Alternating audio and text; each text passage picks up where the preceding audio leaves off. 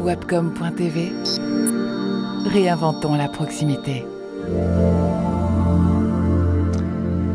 Bonjour à tous, bonjour et merci de nous rejoindre sur Webcom TV et bienvenue donc pour cette conférence sur le marketing d'influence. Alors c'est dans le cadre de Influence Week qui est organisée par la promo ISEG 2. Bravo donc en tout cas à cette promotion et merci de nous avoir associés, d'avoir associé l'agence Kayak Communication, Webcom TV qui est un plateau télé connecté comme vous le voyez et qui est une initiative de l'agence Kayak avec la société de production audiovisuelle Igloo Prod. Alors pourquoi est-ce qu'on a créé ce plateau? C'est justement pour proposer des solutions de communication à distance comme aujourd'hui et pour faire face à ce contexte de distanciation. Alors, cela étant dit, donc cette conférence est également organisée dans le cadre de la journée Agence ouverte. Vous savez que nous sommes dans une journée Agence ouverte pour les agences qui participent à cet événement. Et en tout cas, nous sommes très ravis d'être avec vous pour décrypter ensemble ce phénomène qu'est l'influence marketing. Alors, auparavant, bien évidemment, il faudrait que je me présente. Donc, c'est Habib Walidi, donc je suis le fondateur de l'agence Kayak Communication. Kayak Communication fête cette année son 30e anniversaire. Donc, comment est-ce qu'on a tenu pendant 30 ans? C'est justement en nous réadaptant, en nous réinventant et à chaque fois. Et bien évidemment, depuis quelque temps, nous avons complètement intégré l'influence web, l'influence de manière globale dans les différentes stratégies marketing que nous proposons à nos clients. Alors, je ne suis pas tout seul. Donc, d'abord, il y a toute une équipe derrière que vous ne voyez pas. Il y a Monsieur Jean-Marc Méloni qui est aux manettes, qui est le patron de Igloo Prod. Il y a Julien Casari, il y a Marine, il y a Souheil qui est avec nous. Et il y a surtout la voix. Alors, la voix, c'est Clémentine qui va transférer toutes les questions que vous allez poser pour qu'on puisse y répondre. Eh bien, Clémentine, peut-être que tu pourrais dire un petit bonjour à tout le monde. Bonjour à tous et merci pour l'invitation. Et du coup, n'hésitez pas à poser vos questions sur le chat YouTube ou également sur Twitter avec l'hashtag InfluenceWeek. Voilà. Merci Clémentine. Bien évidemment, vous avez vu qu'à côté de moi, je ne suis pas tout seul. Il y a Sonia. Alors Sonia, je vais te laisser te présenter. Donc, bonjour à tous, moi c'est Sonia, donc chef de projet chez Kayak Communication depuis maintenant 6 ans, mais également community manager de l'agence, étant donné que j'ai une grande passion pour les réseaux sociaux, et Instagrammeuse à mes heures perdues sur la page Street of Style. Je vous invite à jeter un petit coup d'œil qui parle plus de mode, beauté, mais surtout lifestyle. Et merci pour l'invitation, je suis ravie d'être avec vous. Alors, vous avez vu, on a traîné un petit peu, une dizaine de minutes. Pourquoi? Parce qu'il y a des participants à une autre conférence qui se terminait à 11 h. Donc nous, on était prêts à 11 h. Mais on a laissé traîner pour que tout le monde puisse se connecter. J'espère que tout le monde est connecté en ce moment avec nous, en live. Alors, je vais commencer tout de suite. Donc, on va bien évidemment décrypter le monde de l'influence marketing.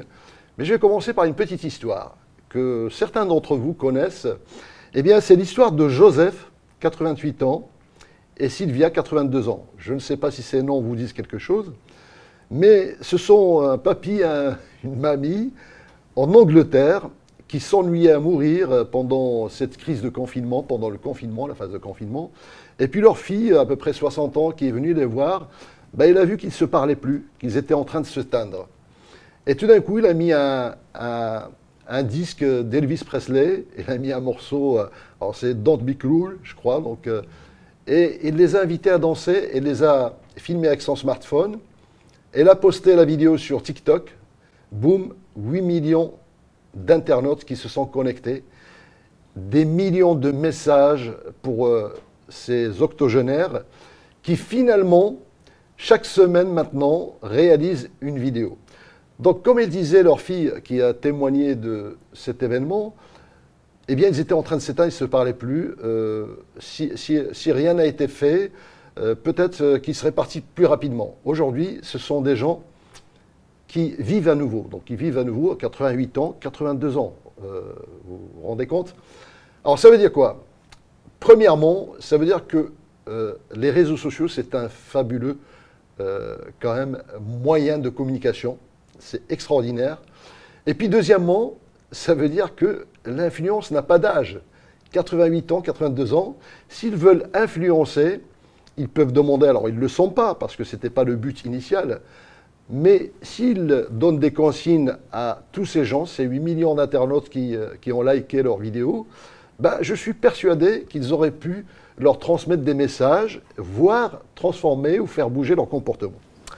Alors, le top des influenceurs en France. Donc Sonia, peut-être pourrait nous donner le top 10 ou le top 5. Quels sont les plus grands influenceurs que l'on connaît en France? Alors en première position, il y a Squeezie, bien évidemment. Enfin, tout le monde le connaît, que ce soit les jeunes ou les plus âgés. Donc avec 6,8 millions d'abonnés. Ensuite, il y a Norman, Cyprien en troisième position. Enjoy Phoenix en quatrième position. Et en cinquième position, Scène Freestyle. Alors Squeezie, 6,8 millions d'abonnés. Vous vous rendez compte, ça fait 10% de la population française. Si on prend les 18 influenceurs que l'on connaît dans le top 50, eh bien on peut dire que ces 18 influenceurs, s'ils se rassemblent, ils peuvent diriger la France. Parce qu'avec leurs abonnés cumulés, ils cumulent plus de 70 millions d'abonnés. Alors, est-ce que Squeezie est le plus grand influenceur en France? On peut dire oui par rapport à la définition que l'on se donne d'un influenceur, mais il y a plus grand. Qui est le meilleur et le plus grand influenceur en France? Eh bien, c'est le président de la République. Tout simplement, pourquoi? Parce que il y a une majorité de Français qui ont voté pour lui. Ça dépasse les 10 millions, c'est entre 10 et 15 millions. Et j'irais même que le plus grand influenceur de tous les temps, et je parlerai d'influence politique, rappelez-vous, il n'y a pas longtemps, c'était M. Donald Trump. Parce que lui, il pouvait peut-être changer le cours des choses rien qu'avec un tweet. Donc ça montre, d'une part, l'importance à la fois des réseaux sociaux, l'importance de la parole que l'on peut avoir quand on est influenceur. Alors, qu'est-ce qui explique ce phénomène? D'où est-ce que ça vient? Quelles sont les origines? Pourquoi est-ce que ça se développe? Quel est l'intérêt des marques? Comment une agence, comment Kaya Communication travaille avec les influenceurs? Comment les annonceurs travaillent avec les influenceurs? Quels sont les rôles, les missions? Faut-il faire du bad buzz ou de l'influence positive? Eh bien, ce sont toutes ces questions-là, que l'on va voir ensemble. Et d'abord, on va commencer par le début du phénomène. On parle d'influence aujourd'hui, mais ceux qui ont connu le marketing avant Internet, ceux qui ont lu des bouquins avant qu'Internet n'existe, des bouquins de marketing, il faut savoir qu'on parlait de leaders d'opinion. On parlait de leaders d'opinion. C'est quoi des leaders d'opinion? Eh bien, à la base, c'était des stars, donc des acteurs, des chanteurs. C'est toujours des leaders d'opinion, bien évidemment. C'est des sportifs aujourd'hui, donc de haut niveau. Un leader d'opinion, c'est quelqu'un qui va avoir une parole qui va peser sur l'opinion de masse. Aujourd'hui, donc les influenceurs sont entrés dans ce cercle de leaders d'opinion. Vous voyez, donc le terme est devenu plus élargi. Alors, ça vient d'où? Ça vient bien évidemment Internet, les réseaux sociaux, et ça vient aussi d'une évolution de nos sociétés. On vous a souvent parlé de B2B, c'est-à-dire business to business. B2C, business to consumer, c'est-à-dire des entreprises ou des acteurs économiques aux consommateurs. Eh bien aujourd'hui, nous sommes dans l'ère du C2C, du consommateur au consommateur. C'est-à-dire, bon, vous savez tous qu'aujourd'hui, les avis sont très importants. Vous-même, quand vous voulez acheter quelque chose, la première chose que vous voyez, c'est vous allez regarder les avis. Est-ce que c'est 3 étoiles, 4 étoiles, 5 étoiles avant d'acheter un produit? Et bien souvent, vous vous rendez compte, quand vous arrivez sur un rayon dans un magasin, ben, vous y connaissez plus dans le produit que le chef de rayon lui-même. Donc, c'est-à-dire que vous avez fait votre benchmark, vous êtes renseigné sur la concurrence, vous avez déjà comparé les prix et vous savez exactement ce que vous voulez. Ça veut dire quoi? Ça veut dire que les consommateurs sont devenus des experts en marketing. Et là-dedans, donc il y a des experts qui sortent de ces experts, ce sont nos influenceurs dont on parle aujourd'hui. Alors pourquoi? Parce qu'ils partagent leurs avis. Ils partagent leurs avis sur des produits, sur des services. sur leur expérience client. Donc, et puis, il y a aussi un autre point qui est très important, c'est la masse d'informations qu'on a sur le net. Alors, savez-vous qu'en 2009, on injectait l'équivalent de 1 zeta-octet. 1 zeta, c'est un Z, 1 zeta-octet d'informations. C'est quoi un zeta-octet? C'est juste 21 zéros derrière le 1. 21 zéros. 2009. Alors, ça veut dire quoi un zeta-octet? Pour vous donner une idée, eh bien, c'est l'équivalent de tous les contenus que l'humanité a rassemblés depuis la préhistoire jusqu'en 2003. Alors, tout ça, c'est injecté en une seule année, en 2009. Aujourd'hui, on est en 2021. Eh bien, dites-vous bien qu'on est à quelque chose comme 50 zeta-octets. On n'est plus à 1, on est à 50 zeta-octets chaque année. Ça veut dire quoi? Ça veut dire qu'il y a une prolifération de l'information et qu'aujourd'hui, ce qui est important, d'ailleurs en tant qu'agence, ce qu'on nous demande nos clients, mine de rien, c'est de la visibilité. On est dans un marché où tout le monde est en quête de visibilité, que ce soit pour soi, d'ailleurs, que ce soit même au niveau des individus. Quand on fait du personal branding, comment est-ce que je peux être vu, comment est-ce que je peux être liké, etc. Ou au niveau des marques, au niveau des produits, au niveau des services, des entreprises, etc. Nous sommes désormais dans une lutte pour la visibilité. Et c'est ça ce que les annonceurs nous commandent. Alors, il y a eu 2020 est une année quand même particulière. Donc Sonia est là pour en témoigner, elle nous donnera peut-être quelques exemples. C'est vraiment l'explosion, donc vous l'avez vu, à la fois de l'influence, des réseaux sociaux, de la digitalisation. D'ailleurs, c'est l'explosion de TikTok. Donc TikTok, il a vraiment explosé pendant le confinement.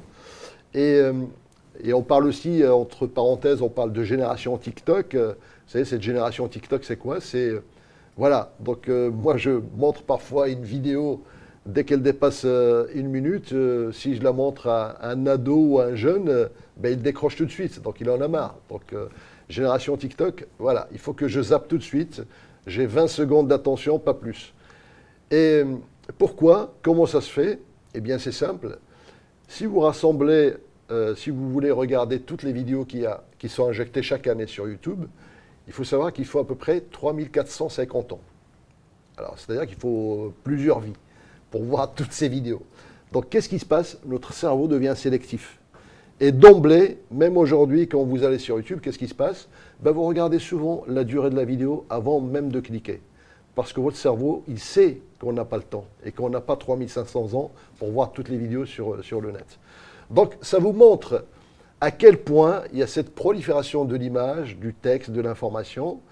Et pour le coup, eh bien, l'influence apporte des solutions.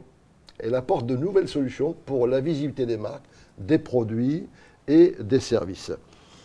Alors, 2020 a été une bonne année pour les influenceurs. Donc, je crois qu'ils ont eu 51% de demandes de partenariat, de plus que 2019. Donc, c'est les chiffres que Sonia m'a ramenés. Et ça a boosté à la fois donc, leur poids, mais aussi leur image et leur statut. Comme les télés, les plateaux télé, ben, à part le Covid, ils n'avaient pas grand-chose à se mettre sous la dent. Eh bien, ils invitaient des influenceurs. Donc, ils ont invité de plus en plus d'influenceurs qu'avant on ne connaissait pas. Il y a des influenceurs qui sont apparus avec cette crise, avec ce confinement. Vous avez tous vu ces vidéos où l'on voit des musiciens aussi à droite, à gauche, etc., qui se connectent pour chanter une chanson, etc. Et même dernièrement, bah, ils sont même invités à l'Élysée. Donc, je crois que là, on a l'exemple dont Sonia peut en parler. D'ailleurs, c'est une belle parenthèse. Comment il s'appelle? McFly McFly et Carlito. Raconte-nous cette histoire. Alors, McFly et Carlito ont été contactés par le président lui-même, qui leur a demandé de faire un défi. Donc de faire une vidéo assez drôle sur les gestes barrières pour vraiment sensibiliser les jeunes et aussi les moins jeunes, bien sûr. Et du coup, il leur a donné un défi de faire 10 millions de vues sur cette vidéo en une semaine. Donc le défi a été a été largement dépassé. Donc l'Élysée, responsable communication, pardon, a vu l'engouement de cette vidéo et a souhaité inviter 5 influenceurs à l'Élysée pour parler des cas des étudiants.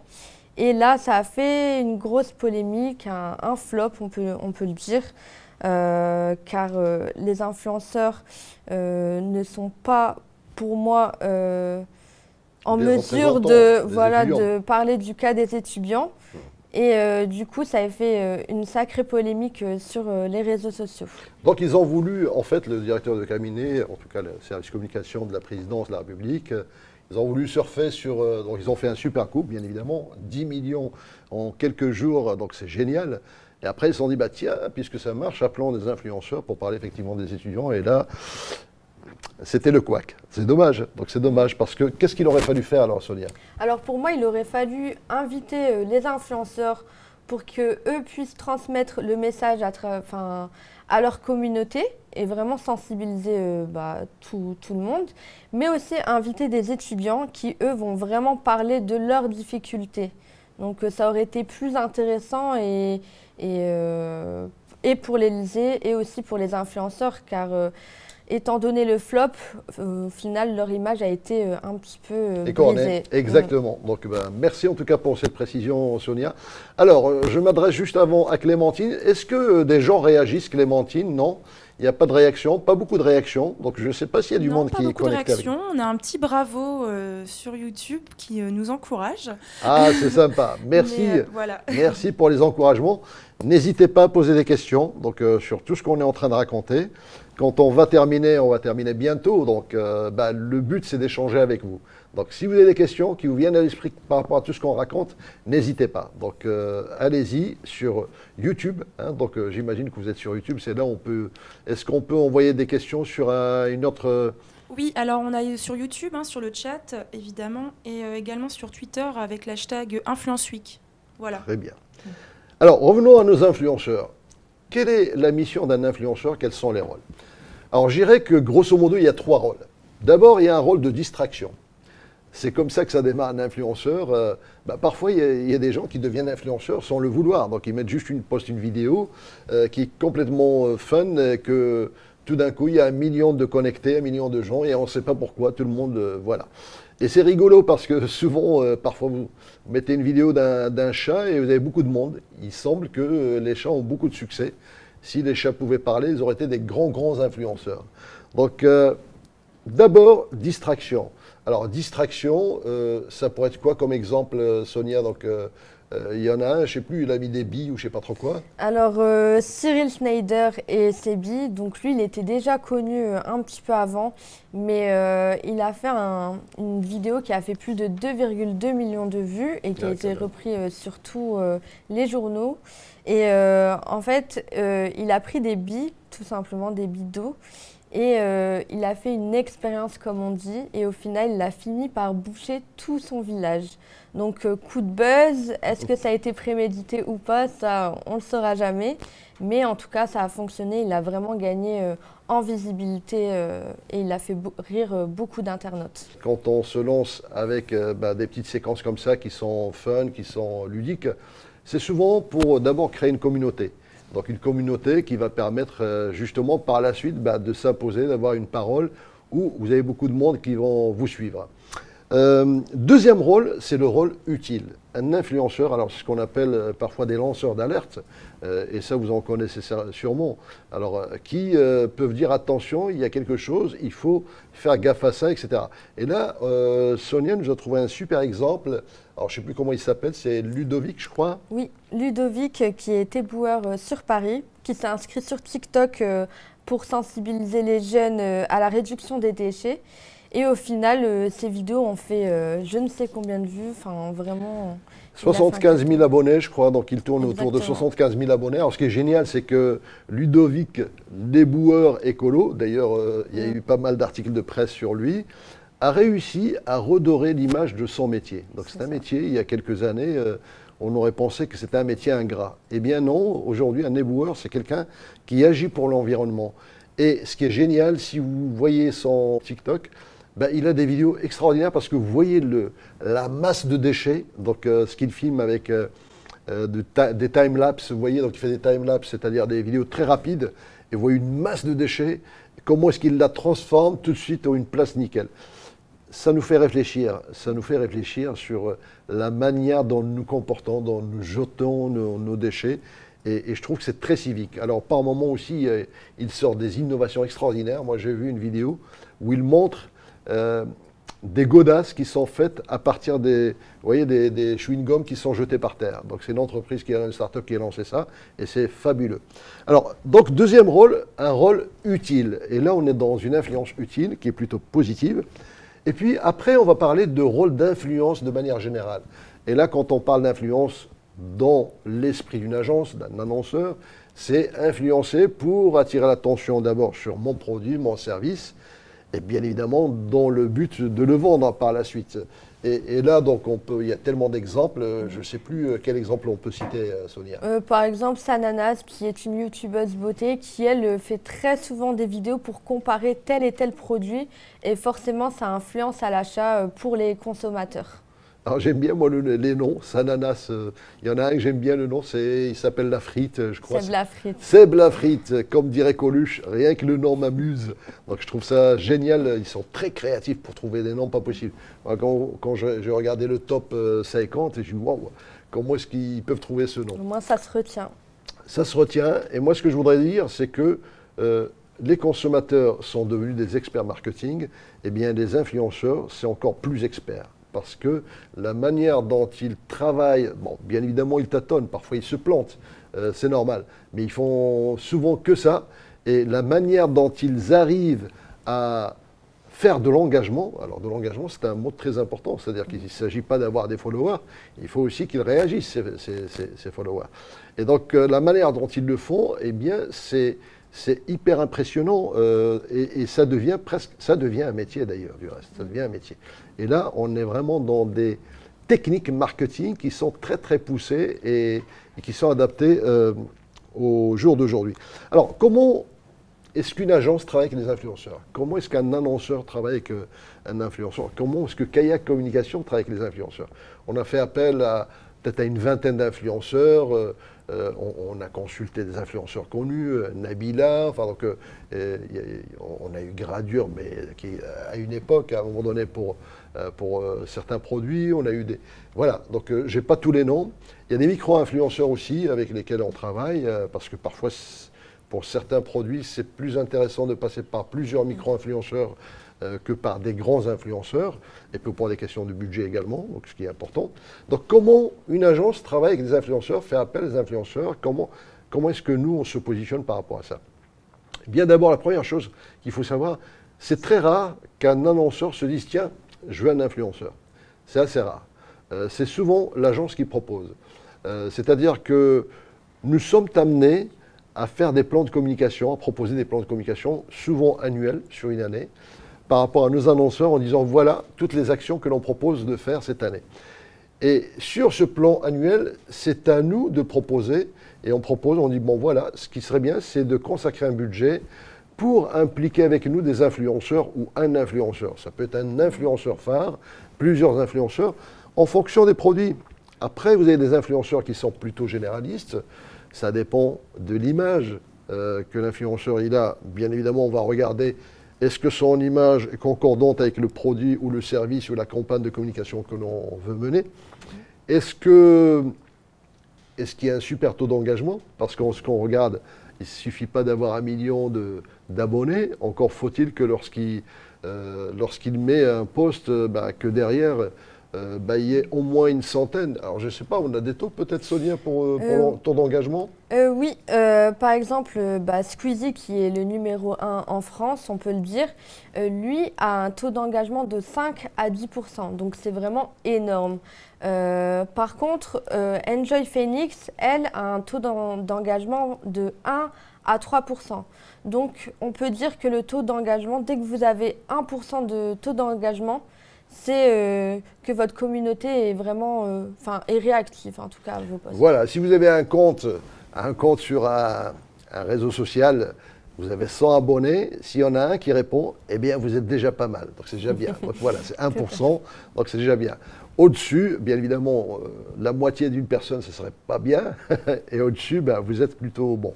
Donc globalement, c'est entre 1 et 3% les taux d'engagement.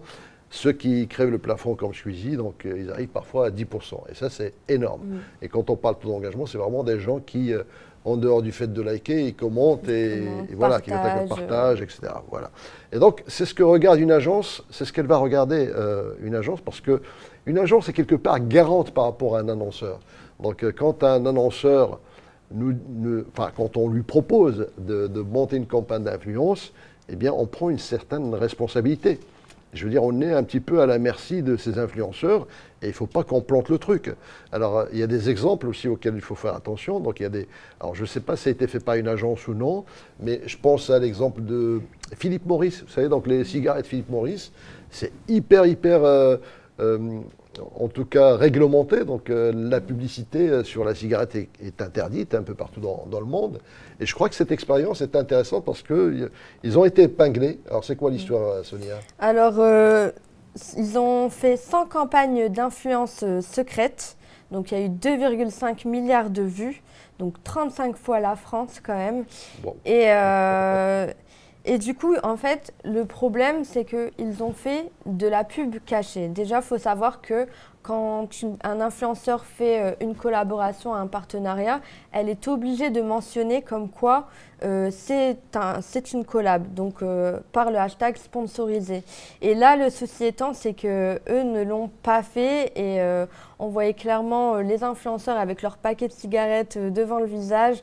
Donc, on casse et la marque, mais également l'image de l'influenceur. Alors, vous imaginez 100 influenceurs qui ont un petit paquet de clopes comme ça devant les yeux, ça fait quand même... ça fait drôle. On me fait signe. Est-ce qu'il y a des questions, Clémentine? Oui, alors on a une question de Monsieur Thiocaz. Faut-il faire n'importe quoi pour devenir n'importe qui? Alors là, ça me donne une super transition parce que c'est justement le sujet qu'on allait attaquer. Est-ce qu'il faut faire du bad buzz ou est-ce qu'il faut faire de l'influence positive? Alors, donc, merci en tout cas pour cette question. Oui, certains... Non, enfin oui, c'est pas qu'il faut faire n'importe quoi. Non. Oui, je suis d'accord avec vous. Il y a certains qui sont prêts à faire n'importe quoi pour avoir des followers. Et ça, c'est fabuleux. Alors, je ne sais pas, il y a un exemple qui, je ne sais plus, c'était aux États-Unis, là? C'est ça, ça s'est passé récemment. Donc, une femme qui a fait vraiment... qui a fait cette vidéo pour avoir des followers et ça a marché parce qu'elle a gagné 74 000 abonnés en une journée, rien qu'avec cette vidéo. Donc, qui a dit comme quoi ses enfants allaient être kidnappés. Et au final... Alors, kidnappés par, attention, hein, c'est aux États-Unis qu'il a dit, ses enfants ont failli être kidnappés par des latinos. Donc, il faut préciser, parce que ça, le fait de l'avoir dit, il a dit, waouh, voilà. Il a fait une vidéo en disant, waouh, j'étais dans un centre commercial et mes enfants étaient kidnappés, ont failli être kidnappés, je les ai sauvés, etc. Donc, elle a fait tout un fond autour de ça. Et après, en fait, ce qui s'est passé, c'est que les flics, quand ils sont partis faire l'enquête, ils ont revu les caméras de surveillance, c'était dans un centre commercial. Ils ont vu qu'effectivement, ces enfants sont passés à côté d'un couple de latinos, mais il n'y a aucun kidnapping, il n'y a rien. Donc c'est juste quelque chose qui s'est passé dans sa tête et il s'est dit, tiens. Alors, est-ce que... Justement, depuis, son compte Instagram a été fermé. Ah ben donc, voilà. Il y a des sanctions, donc il faut faire attention à ça. Il y a des sanctions. Alors, bien évidemment, est-ce qu'il faut faire absolument tout et n'importe quoi? Aujourd'hui, on le voit, donc je ne vais pas vous donner d'exemples. Il y a tellement d'exemples. On voit des gens qui, bon, soit ils écrivent un bouquin, il faut qu'ils trouvent quelque chose pour qu'on parle d'eux, soit parce que quand on voit, alors il y en a une, c'était incroyable, qui a mis de la colle. Alors je ne sais pas si elle l'a fait exprès sur ses cheveux. Elle n'a pas fait exprès, mais des gens ont voulu surfer sur ce buzz et du coup on fait pareil et au final eux ça n'a pas fonctionné. Alors je ne sais plus comment il s'appelle, mais en fait elle a, au lieu de mettre, je crois, du gel, elle a mis de la colle U sur ses cheveux. La colle Gorilla. Ouais, Gorilla, pardon. Pardon pour la marque, il faut que je trouve une troisième marque. Comme chez TPMP, il faut dire trois marques. Donc il y a une marque de colle qu'elle a mis, mais une colle très solide. Et après, elle a beau faire, rien à faire. Ses cheveux, ils étaient hyper lissés. Donc vous regarderez ça sur Internet. Et bon, il a été opéré, hein. Ça a été très, très loin. Oui. Elle s'est fait opérer, cette dame, et elle a été filmée, ils l'ont scalpé, quoi. Donc, comme on dit, ils l'ont scalpé. Et là, il y en a pas mal qui ont essayé de faire la même chose, qui ont mis de la colle, ils se sont dit, bah tiens, ça marche, il y a des followers. Sauf que le problème, eux, ils n'ont pas eu de followers, donc c'est dommage, quoi. Alors, ça montre aussi que c'est un milieu où il faut être très créatif. Plagier, ça ne marche pas. Sauf quand vous avez un petit challenge, bon, vous avez le challenge, mais celui qui lance le challenge, généralement, il a plus de monde qui se connecte à lui que celui qui fait le challenge derrière. Alors, faut-il faire du bad buzz? Nous, on pense que non. Moi, personnellement, je pense que quand on fait du bad buzz, c'est un peu l'énergie du désespoir. C'est-à-dire, c'est quelqu'un qui veut absolument attirer l'attention vers lui. Il se dit, merde, qu'est-ce que je peux faire pour que j'ai... Et ça se ressent en plus. Qu'est-ce que je peux faire pour que j'ai des gens? Et des fois, les gens, soit ils sont très futés, ils arrivent à le faire, soit ils sont complètement gauche et ça se sent tout de suite. Alors, idéalement, il vaut mieux faire de l'influence positive. D'abord, si on veut toucher des marques, si on veut en faire un métier, parce qu'il y en a pas mal qui en font un métier aujourd'hui. Et comment est-ce qu'on peut faire ça? Eh bien, il y a plusieurs étapes. Il faut d'abord définir son message, le contenu. C'est comme une marque en fait, il faut se dire où est-ce que je me positionne, quelle est ma passion, est-ce que je suis dans la déco, dans la littérature, dans le maquillage, les cosmétiques, etc. Une fois qu'il a défini ça, bien évidemment, il faut qu'il sache produire des contenus assez intéressants et attractifs pour qu'il ait des followers. Une fois qu'il a des followers, cette communauté, il faut savoir la fidéliser, et c'est seulement une fois qu'il l'a fidélisée qu'il peut se déclarer quelque part influenceur. Alors je sais que ce terme influenceur, ils ne l'aiment pas beaucoup les influenceurs. Oui. Ils n'aiment pas qu'on dise influenceur. Je préfère créateur de contenu. Et aussi, je voulais rajouter un petit truc par rapport à ce que tu viens de dire juste avant. Il faut être aussi authentique parce que ça se ressent directement quand c'est fait pour gagner des followers, de l'argent, etc. Donc il faut rester soi-même et faire vraiment quelque chose qui nous plaît. Voilà, donc il faut être authentique et d'ailleurs c'est l'un des points peut-être les plus importants dans la communication aujourd'hui parce que vous savez le marketing a été un petit peu diabolisé et c'est pour ça que les consommateurs sont devenus des plus grands marketeurs que des marketeurs. Et donc la meilleure stratégie marketing, moi je dis aujourd'hui, c'est de ne pas en avoir, c'est d'être soi-même, que ce soit une marque, une entreprise, une agence, etc. Ça, c'est la meilleure stratégie marketing. C'est vraiment d'être le plus naturel possible. Parce que tout se sait. Et comme disait Warren Buffett, il faut 20 ans pour construire une réputation et 5 minutes suffisent pour la détruire. Donc c'est très important, d'ailleurs, c'est ce qu'on voit d'ailleurs dans pas mal d'éléments. Alors les influenceurs, il faut savoir que demain, ils sont déjà des marques. C'est-à-dire qu'eux aussi, ils vont peut-être faire appel à des agences de communication demain pour peaufiner leur communication. Donc, parce qu'en dehors du fait qu'ils sont des experts en marketing, il y a des choses qui vont peut-être commencer à leur échapper, ils vont vouloir se réinventer. Et pour ça, ils auront peut-être besoin d'agences de communication demain. Donc, ils se considèrent vraiment comme des marques. Est-ce qu'on a d'autres questions ? Justement, on a une question qui rejoint ta réflexion de Nel Aliseg, qui du coup demande donc certaines marques sont-elles encore réfractaires à l'utilisation d'influenceurs dans leur campagne? Alors beaucoup moins. Beaucoup moins, oui, il y en a encore qui sont réfractaires, mais beaucoup moins depuis le confinement, depuis le Covid. Pourquoi? Parce qu'en fait, avec cette crise sanitaire, on s'est rendu compte que les influenceurs peuvent générer du contenu utile pour nous occuper. Il y en a beaucoup qui nous ont occupés par des jeux, par comment est-ce qu'on s'occupe, sur comment est-ce qu'on peut bien vivre chez soi pendant un mois sans s'ennuyer, en appréciant ce confinement. Donc ils ont démontré qu'ils peuvent produire du contenu utile et pas seulement pour nous distraire, pas que de la distraction. Et le fait qu'ils soient invités par des médias, le fait qu'ils soient un peu médiatisés, c'est-à-dire qu'on commençait à les prendre un peu plus au sérieux. Et c'est là où les marques ont commencé à se dire, OK, donc ça devient... Donc ils commencent à y penser. Et d'ailleurs, parmi les tendances, il faut savoir que en 2020, il y a eu 2% des marques, selon l'étude Reach, donc il y a une étude d'une agence spécialisée dans l'influence, 2% de clients qui ont d'annonceurs qui ont fait appel à des influenceurs. Et il faut savoir que ce taux, en 2021, il va passer à 16%. On est en train de passer de 2% à 16% donc de demandes de partenariats qui vont être générées. Il y a une autre question, on me dit. Oui, il y a une autre question justement de Emma. Comment les marques sélectionnent les influenceurs ou inversement, enfin, quels sont les critères majeurs?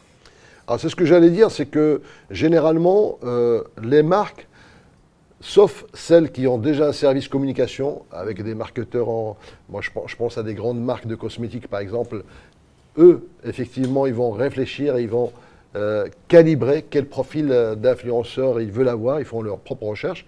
Mais globalement, les annonceurs, les marques passent par une agence. Donc soit ils passent par une agence, ou alors c'est l'agence qui propose. Donc comme je l'ai dit tout à l'heure, nous souvent, ce ne sont pas nos clients qui nous le demandent, c'est nous qui proposons. Mais on le propose pourquoi? Parce que quand on définit d'abord un concept, quel est le message qu'on veut faire passer? Et quand on se rend compte que ce concept s'adresse à des jeunes de tel à tel âge, qui sont passionnés de tel et tel truc, et on se dit où est-ce qu'on peut les trouver? Parce que l'idée, c'est d'aller chercher notre audimat. C'est ça? Donc Sonia, tu veux compléter? Oui. Du coup, comment les marques sélectionnent aussi, je voulais rajouter. En fait, c'est simple, c'est ce qu'on a dit juste avant, c'est le taux d'engagement. Oui. Donc l'image de marque déjà, l'influenceur, quelle image il dégage? Est-ce que ses valeurs collent avec l'image de marque? Et ensuite, est-ce que son taux d'engagement est assez intéressant pour la marque? Donc c'est une question de positionnement, une fois encore, en fonction du produit, du service qui est proposé. On n'a pas que des clients nationaux ou internationaux, on a beaucoup de clients qui sont uniquement intéressés par le public des Hauts-de-France. Et donc bien évidemment, ce qui nous intéresse, c'est quel est l'influenceur qui génère, qui peut passer un message à un maximum de monde dans les Hauts-de-France. Oui, absolument. Alors, par rapport justement aux tendances, ce qu'on voit aujourd'hui, parce que les influenceurs, comme je l'ai dit, ils ont dopé un peu leur statut. Ils sont devenus très importants, invités à l'Élysée par les médias, etc.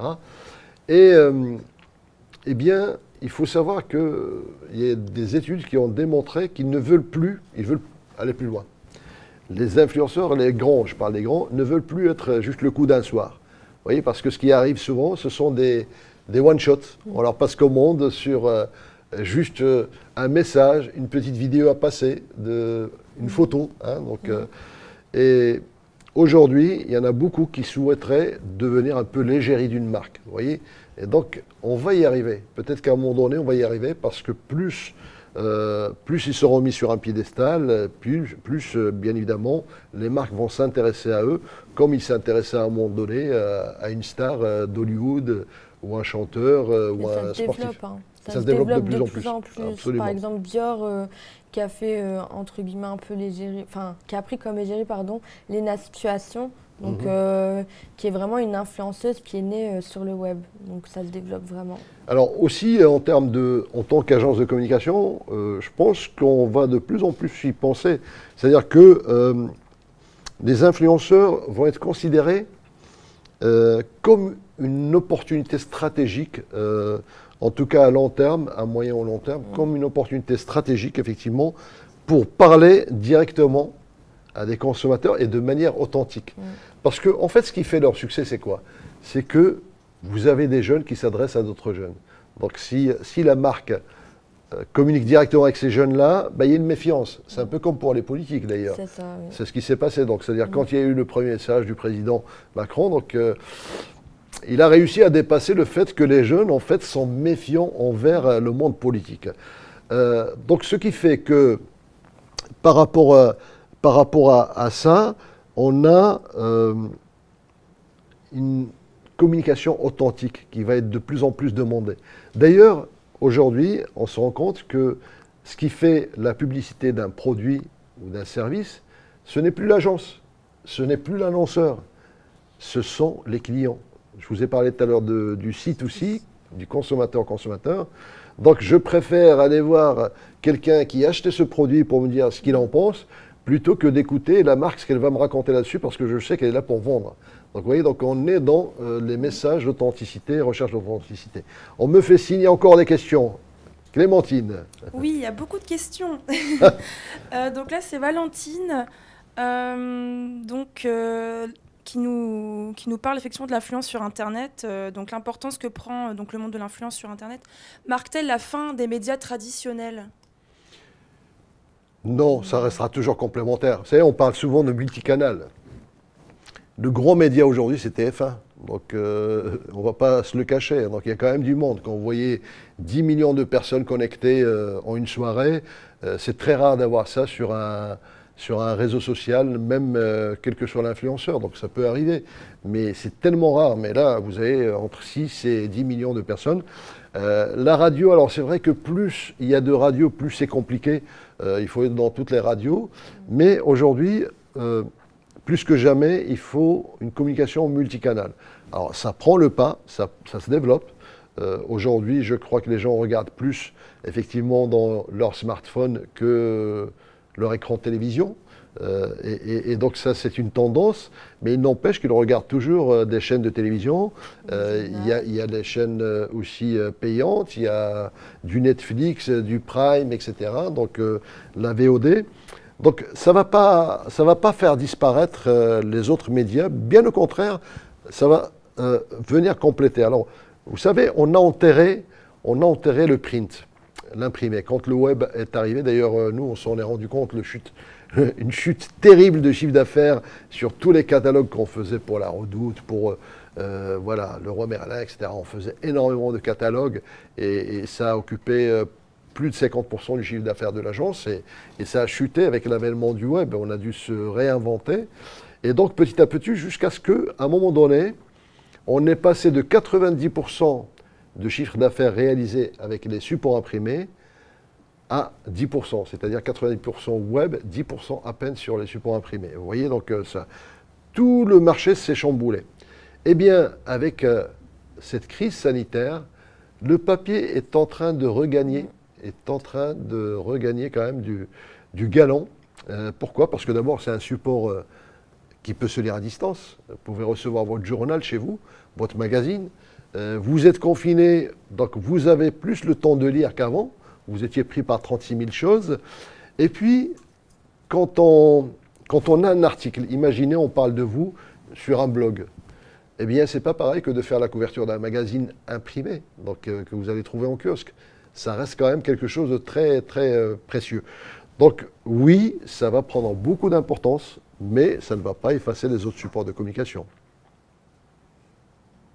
Une autre question, peut-être? Oui. Alors, il y a une question de Mathieu de l'ISEG. L'influence des réseaux sociaux prend de plus en plus d'ampleur. Est-ce que cette influence vous inquiète-t-elle pour les futures générations?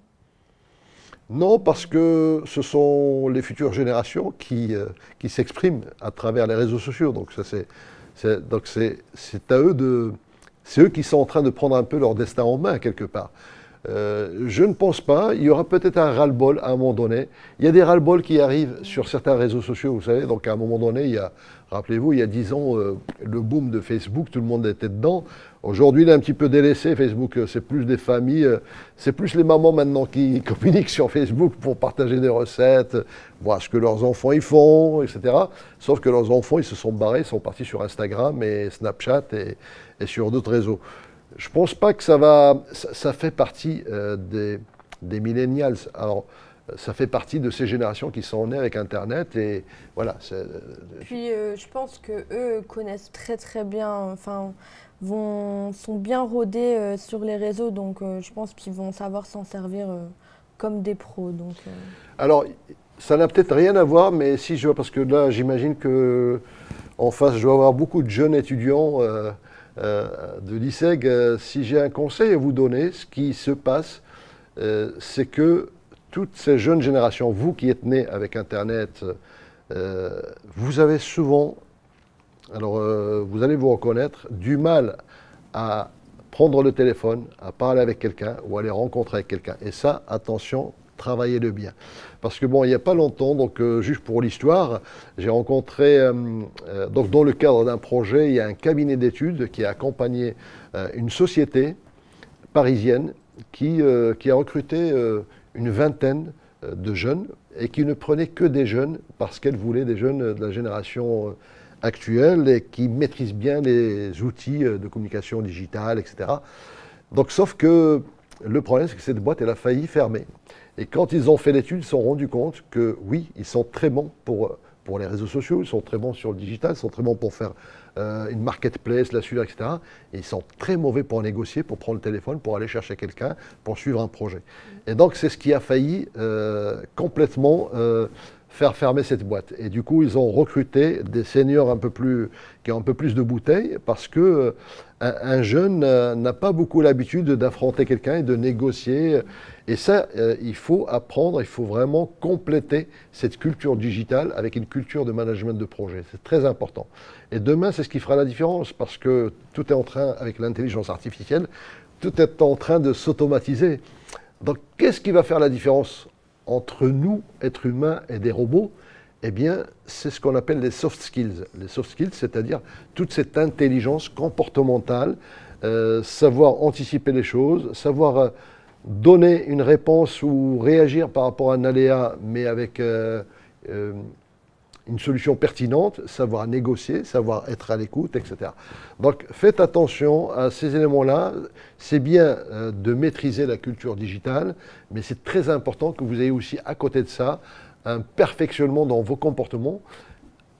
Faites-vous violence quand vous êtes dans un stage, prenez le téléphone, c'est dur, c'est pénible, c'est galère, mais je vous assure, vous en aurez fait 3, vous aurez passé 3-4 coups de fil et vous allez avoir un plus par rapport à tous les autres. Donc c'était une parenthèse, je ne sais pas si elle rentre dans le cadre, mais c'était important de le dire. Il y avait peut-être d'autres questions Il y a une question plutôt pour Sonia, je pense. Donc, est-ce que l'arrivée des stars de télé-réalité dans le domaine de l'influence rend les marques plus exigeantes sur le choix des influenceurs? Oui, parce qu'il y a beaucoup de marques qui ne souhaitent pas associer leur image à la télé-réalité. Mais ça commence un petit peu à... maintenant, les marques vont quand même vers les stars de télé-réalité, mais ceux qui ont vraiment une image un peu plus blog, on va dire. Par exemple, Caroline Receveur, on a carrément oublié qu'elle est issue de la télé-réalité, mais elle a su redorer son image. Nabila, c'est pareil. Donc, vraiment, ils font attention quand même à tous ces petits détails, mais il y en a qui sont réfractaires à collaborer avec des influenceurs de télé-réalité. En fait, ce qui se passe, c'est que c'est une espèce de bras de fer, mais pas un bras de fer qui n'est pas visible, mais sur l'image que veut avoir une marque et sur l'image que donne un influenceur. Donc, c'est à cheval. Et ça se joue aussi, même je pense, dans la négociation des prix. Donc, quand une marque réfractaire par rapport à un influenceur va peut-être le prendre, mais à condition qu'il fasse un prix, que ce ne soit pas horriblement cher ou que ce soit un partenariat différent. Ou alors, elle va lui imposer peut-être des conditions sur la manière de s'exprimer sur le produit ou sur le service qui ne correspond pas tout à fait à l'influenceur. En fait, il y a des influenceurs qui vont commencer à façonner aussi leur image. Mais comme je l'ai dit, les influenceurs vont devenir des marques, vont devenir... et là, c'est pareil. Donc les annonceurs vont avoir le choix entre 3, 4, 5 marques. Et il faut qu'ils choisissent celle qui correspond le mieux à leurs attentes. Oui. Alors, on a une question de Laurie. Les influenceurs ne limitent-ils pas la cible que l'on souhaite toucher, c'est-à-dire les plus jeunes? Est-ce que les influenceurs limitent la cible qu'ils veulent toucher? En fait, pas vraiment, mais en fait, eux, ils disent, voilà, moi, voici mon public. Voilà, c'est ça. Voici mon public. Donc, moi, si vous me confiez ça, je ne vais pas aller chercher un autre public qui ne me correspond pas. En fait, ils restent effectivement sur leur propre public. Puis, il faut savoir qu'il y a des outils que les influenceurs utilisent qui permettent de voir quel âge, quelle tranche d'âge les personnes, leur communauté ont, d'où viennent-ils, s'ils viennent de France, des États-Unis, aussi quelle ville, Lille, Paris, etc. Donc vraiment, ils ont tous ces outils pour voir leur cible. Donc ils ont la possibilité effectivement de dresser un profil des publics, de leur audimat quelque part. Et c'est un peu comme à la télé, comme quand vous voulez acheter une page de publicité dans un magazine ou dans un journal, il vous dit voilà, nous, notre public, il y a autant d'entrepreneurs, autant de personnes qui cherchent un travail, de femmes au foyer, etc. Donc, ils ont exactement les mêmes statistiques et les mêmes outils qui permettent d'apprécier en fait le public qu'on va toucher. D'autres questions? Oui, on a une question de Valentine. Les influenceurs sont-ils soumis à la loi E20? Ont-ils les mêmes restrictions que les médias traditionnels?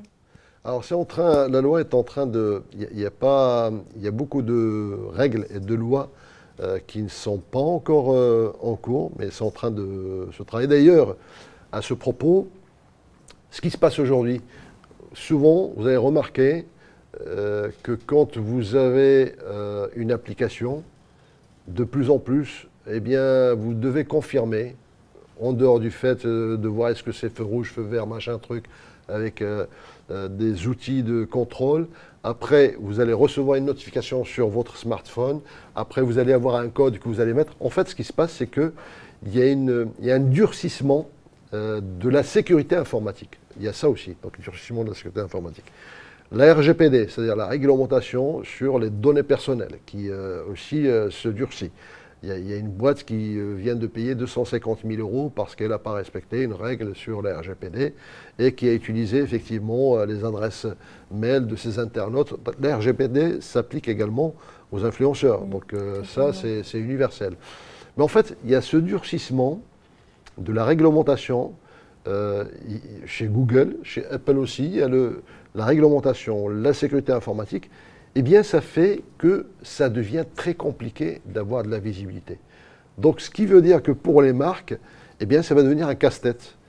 Et du coup, c'est peut-être aussi une opportunité pour les influenceurs parce qu'ils vont soulager les marques de tout ce travail qui est derrière. Quand ils veulent envoyer un message, il y a des campagnes emailing qui passent automatiquement en spam dès que vous avez un certain pourcentage d'emails qui ne sont pas bons.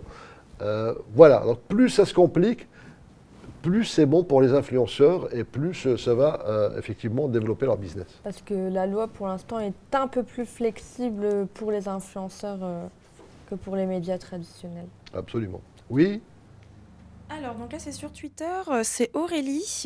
Donc, une communauté, un taux d'engagement, je suis d'accord. Mais peut-on vraiment parler d'experts produits chez les influenceurs? Ça, j'en doute. Malheureusement, beaucoup d'influenceurs cherchent des partenariats sponsorisés, souvent à tout prix, sans connaître. Qu'en pensez-vous? Ça, c'est le problème. C'est le propre, effectivement, des influenceurs. Vous avez à boire et à manger quand on parle d'influenceurs. Vous avez des petits influenceurs, vous avez ceux qui débutent. Bien évidemment, ils ont besoin de débuter. Il y a beaucoup de reportages là-dessus. On voit des influenceurs qui galèrent. Alors, ça dépend. Est-ce qu'on est influenceur par métier ou est-ce qu'on est influenceur à ses heures perdues? D'ailleurs, je crois qu'on a des chiffres là-dessus, Sonia, je ne sais pas quand on... Oui. Alors, déjà, qui sont nos influenceurs? Déjà, là, c'est selon l'étude Reach sur 1400 influenceurs français, donc fait en 2020. Donc, 61% ont une activité professionnelle, 15% sont étudiants, 15% sont des influenceurs plein temps, donc il n'y en a seulement que 15%. 7% sont demandeurs d'emploi et 2% autres, mères au foyer, arrêt maladie, etc. Par contre, je voulais juste revenir du coup sur ce que Aurélie a dit. Effectivement, on en voit, mais ça se ressent. Donc forcément, en tant que, si admettons je serais une marque, je m'orienterai pas sur cet influenceur parce que du coup, les personnes vont être réfractaires et vont sentir tout de suite que ça a été fait pour l'argent. Donc ça se ressent tout de suite. Donc voilà, oui, alors ça, en fait quand il y a un budget communication derrière, les marques sont exigeantes. Quand il n'y a pas de budget, quand il y a un partenariat, ils sont un petit peu plus flexibles. Ils disent, ouais, bon, ok, ça ne coûte rien. Si elle veut parler de nous et que ça lui fait plaisir, et en même temps, bon. Et maintenant, on voit de plus en plus que les marques refusent. Vous avez des grandes marques de cosmétiques, il faut pratiquement montrer patte blanche, il faut tout un dossier pour démontrer que vous êtes vraiment bien, que vous allez défendre la marque et que vous avez les mêmes valeurs, parce qu'ils parlent de valeurs, les mêmes valeurs que la marque. Et si et seulement si vous avez ces conditions-là, qui vous disent, OK, on vous envoie les produits. Ils n'envoient plus les produits. Donc ceux qui envoient les produits, ce ne sont pas forcément des marques super connues. Mais c'est parce qu'ils... Vous voyez, donc c'est les lois du marché. Puis voilà. En général, les influenceurs ont un brief de la marque. Donc il y a vraiment, enfin tout est vraiment réglementé, etc. On ne peut pas dire tout ce qu'on veut. Et il y a même le type de photo, le type de vidéo, etc. Tout est écrit en amont. Et aujourd'hui, je pense très important. qu'ils sont obligés de dire que c'est une annonce sponsorisée. Ah oui, ça Donc c'est obligatoire. ça, je veux dire qu'ils sont obligés de parler de... quand ils parlent d'un produit, ils sont obligés de dire que c'est sponsorisé. Voilà. Alors, devant... qu'est-ce qui va se passer demain? Bien évidemment, donc, tout ce qui tourne autour de l'influence va se développer de plus en plus. Il y a un élément, donc si vous voulez avoir une vision du futur, vous savez, on parle tous de référencement naturel. C'est quoi le référencement naturel? C'est par rapport à des expressions clés, les tags que vous mettez, les mots-clés, etc. Eh bien, le futur, ça va être, on parle de SEO, vous voyez, donc référencement naturel, c'est SEO. Eh bien, on va parler de SVO, c'est-à-dire il va y avoir un référencement par la voix. Les Siri et compagnie, c'est-à-dire que demain, un influenceur, quand il fait une vidéo sur YouTube, il va devoir intégrer des expressions clés pour qu'elles soient référencées un peu plus pour la marque. Donc ça fait partie des choses qui se développent déjà, mais que l'on va voir de plus en plus dans les 2-3 ans à venir. Alors voilà, donc j'espère que nous avons répondu à toutes les questions. Il y en a encore d'autres. Oui, on a Marine. Quel est votre avis sur la place des enfants, adolescents, dans le monde des influenceurs? La place des enfants, alors vous savez que dès que vous utilisez des enfants, c'est très très réglementé en France, en tout cas en France, en fonction, donc il y a des pays où ils s'en foutent complètement, mais c'est très réglementé. On peut pas, alors bien évidemment il n'y a que les parents, et généralement c'est un compte de parents, c'est les parents qui s'expriment, qui autorisent leur enfant soit à être visible, soit à ce qu'il s'exprime, etc. Donc après... c'est toujours sous autorisation des parents. Donc, quand une marque veut utiliser des ados, elle passe soit par une agence de mannequins, soit par une agence qui va chercher des parents qui ont des enfants ados, et ce sont les parents qui vont autoriser ou pas. Donc, et ça dépend sur quel produit. Alors bien évidemment, c'est comme dans la pub à la télé, hein. On voit des bébés. Donc des bébés, c'est pas eux qui signent le contrat, c'est leurs parents. Voilà. Ouais. Mais c'est très très réglementé ça. Enfin, même sur YouTube, etc., c'est vraiment pour protéger justement les adolescents. Justement, quand on poste une vidéo sur YouTube aujourd'hui, chose qui n'existait pas il y a une année, c'est que vous devez noter est-ce que c'est une vidéo pour les enfants ou non. Donc YouTube, ils sont très à cheval là-dessus, absolument. Eh bien voilà, donc nous avons tenu notre heure, donc on avait prévu 60 minutes chrono pour vous laisser aller déjeuner tranquillement. Merci en tout cas d'avoir été là, tous ceux qui sont là, que je ne vois pas. Alors je vous invite éventuellement à revoir le replay de cette émission, on va le poster certainement sur Webcom TV. Et si ça vous intéresse, le 8 avril, on a un live à 11 h sur comment réussir quand on est différent. Quand on est différent, comment réussir. Et là, vous allez voir, il y a des histoires extraordinaires que l'on va raconter. Celle de Noé, mais aussi celle du monsieur Moed Altrad, qui est l'une des grandes fortunes mondiales, qui a été élu meilleur entrepreneur français au monde en 2015 et qui dirige le groupe Altrad. On a une interview avec lui qui est très intéressante. Comment est-ce qu'il ressent? Alors il y a aussi ces histoires d'identité, est-ce qu'il se sent français, pas français. Vous allez voir des... Voilà, en tout cas... Suivez-nous, je vais faire un peu comme on fait sur les influenceurs, ils font comment sur YouTube. Alors je ne sais pas si c'est là, peut-être là, peut-être là, là. Cliquez, likez, suivez-nous et partagez. Partagez et soyez au rendez-vous sur Webcom TV. Et merci encore à tous pour votre présence.